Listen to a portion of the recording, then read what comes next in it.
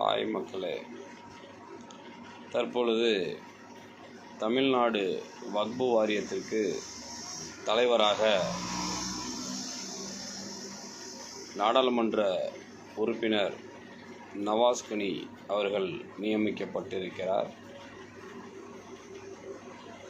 இது முழுமையாக ஏற்றுக்கூடிய இது அல்ல.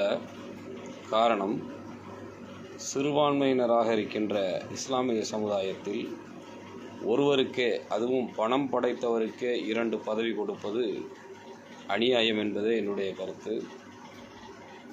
ஏற்கனவே அவர் நாடாளுமன்ற உறுப்பினராக இருக்கிறார். மீண்டும் வக்பு வாரிய தலைவர் பதவி கொடுப்பது